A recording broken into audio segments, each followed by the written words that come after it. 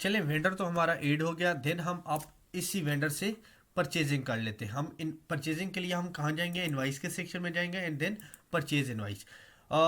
Vendor हमने add कर दिया, हम यहाँ पे एच लिखेंगे तो हमजा ट्रेडर हमारे सामने आ जाएगा विद बैलेंस के साथ, ठीक है।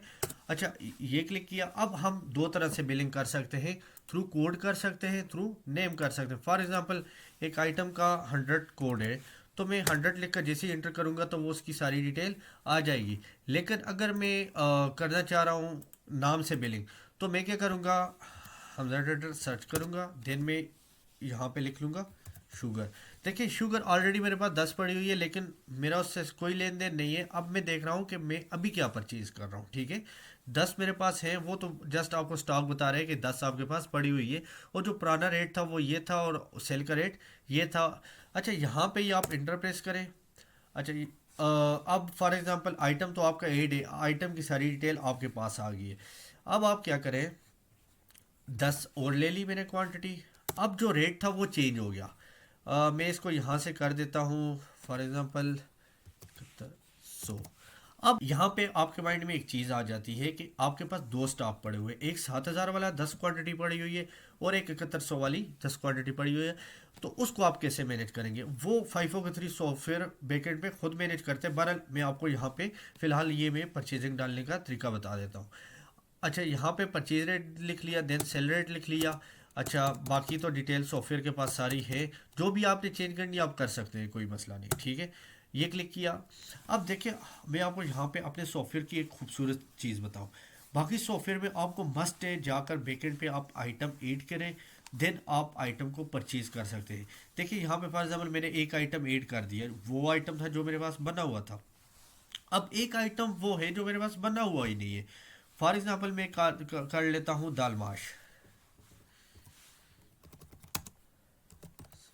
अच्छा, उसके लिए क्या है, या तो फिर आप ऐसा कोड दें जो इससे पहले किसी आइटम को ना दिया हो, पहली चीज़। दूसरे नंबर पे यहाँ या आप यहाँ पे बार कोड को स्कैन कर दें, वो भी नहीं है। अगर आप कहते हैं कि नहीं सॉफ्टवेयर यहाँ पे अपनी मर्जी से कोड दे दे, तो आप इसको बिल्कुल एम्प्टी छोड़ दें, ठीक है। यहाँ पे हमने क्या किया, दाल माश पे क्लिक कर दिया। देन हम क्वांटिटी पे अगर आ जाए तो क्वांटिटी फॉर एग्जांपल मैंने ले ली 10, मैंने ले लिया ये 5500 का, और मैं आगे सेल करूँगा 5700, ठीक हो गया। प्रोडक्ट ये वैसे जीएसटी है कि इस आइटम पे कोई सप्लायर ने आप पे जीएसटी लगाई है, फर्दर टैक्स लगाए है, तो वो आप यहाँ पे ऐड कर सकते हैं, ऑप्शनल चीज़ है, ठीक है। देन आगे चले जाते हैं, कंपनी किस ब्रांड का है, आप कोई भी जो इस आइटम का ब्रांड होगा वो आप डाल सकते हैं। अच्छा, कैटेगरी फूड कैटेगरी में आप डाल सकते हैं, या फिर आप दालों की कैटेगरी में डाल सकते हैं, वो आप पे डिपेंड करते हैं आपने किस तरह मैनेज करना है, ठीक है। अच्छा, आगे अगर चले जाते हैं पीसेज, आप इसके अंदर मेंशन करना चाह रहे हैं ये 25 किलो की है, 30 किलो की है, तो ठीक है। नहीं करना चाह रहे, अगर आपने बोरी के हिसाब से सेल करनी है तो फिर आपको यहाँ पे पीसेज डिफाइन करने की ज़रूरत नहीं है। लेकिन अगर आपने केजी में करना है तो फिर आपको मस्ट है यहाँ पर पीसेज डिफाइन करना, कि सॉफ्टवेयर को पता चल जाएगा कि 1 केजी का रेट क्या है। देन आगे हम अगर चले जाते हैं तो इस आइटम पे आपको कोई डिस्काउंट मिला है तो वो आप डाल देंगे, होलसेल प्राइस आप इसकी डिफाइन करना चाह रहे हैं। बहरहाल जो भी है, मेन मेरा यहाँ पे मकसद आपको बताने का ये था कि आइटम ऐड नहीं है तो वो भी आप ऐड कर देंगे। ये देखिए दूसरा आइटम भी ऐड हो गया। अब जो आपकी टोटल बिल बन गई है वो बन गई है 1,26,000 रुपये की। अब देखिए यहाँ पे कुछ चीज़ें होती हैं जो मैं आपको बताना ज़रूरी समझता हूँ। अगर आपको पूरी बिल पे कोई डिस्काउंट मिले वो आप यहाँ पे डाल देंगे, परसेंटेज में अमाउंट में मिले तो वो आप यहाँ पे डाल देंगे, और इस बिल के ऊपर कोई जीएसटी लगी है वो आप यहाँ पे डाल देंगे, फर्दर टैक्स आप यहाँ पे डालेंगे। देखिए यहाँ पे आप कोई भी अगर अमाउंट लिखते हैं तो आपकी जो ग्रैंड टोटल है वो चेंज हो रहा है। लेकिन जब मैं एक्सपेंसेस डालूंगा, फॉर एग्जांपल ये मेरे 2,000 रुपये एक्सपेंसेस हैं, बिल्टी एक्सपेंसेस, लेकिन ये वैल्यू नहीं चेंज हो रही। उसका मतलब ये है कि ये देखें जो भी बिल्टी एक्सपेंसेस होते हैं वो ज़्यादातर जो कस्टमर होते हैं उसने ही देने होते हैं।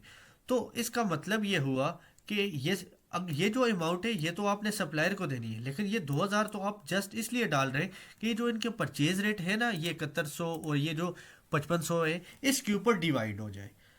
तो उसको अगर आप मैनेज करना चाह रहे हैं तो वो आप बिल्ट स्पेस यहाँ पे डाल देंगे। अब यहाँ पे एक क्वेश्चन ये बनता है, फॉर एग्जांपल एक चीज़ 70 रुपये की है, एक चीज़ 7,000 रुपये की है, तो आप कहेंगे कि अगर इसने बराबर दोनों पे बिल्टी एक्सपेंस डाल दिए तो फिर तो ये तो मसला बन जाएगा।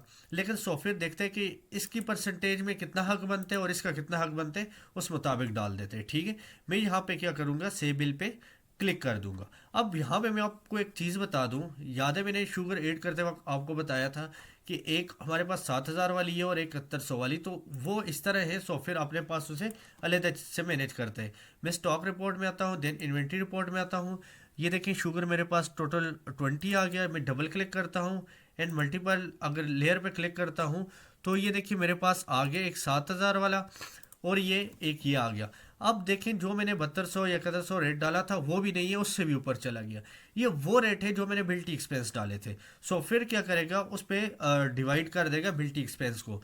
अब इसने कुछ अमाउंट इस पर डिवाइड कर दी और दूसरा जो आइटम मैंने डाला था वो ये डाली थी दाल, दाल माश। तो ये तो मैंने 5500 रुपये डाली थी, लेकिन उसने 5587 रुपये बना दिया, क्योंकि वो जो बिल्टी एक्सपेंस था वो डायरेक्टली आपके परचेज कास्ट के ऊपर अफेक्ट करता है, इसलिए वो अमाउंट जो है वो यहाँ पे ऐड होगी है। तो अगर आप यहाँ पे अगर आगे मल्टीपल लेयर पे क्लिक करें तो देखिए इसकी तो एक ही लेयर है। अब देखिए ये जो शुगर की मल्टीपल लेयर है इसका ये होगा, सॉफ्टवेयर अपने मुताबिक पहले इसको सेल करेगा, उसको प्रॉफिट इस हिसाब से निकालेगा, देन उसके बाद इसको सेल करेगा।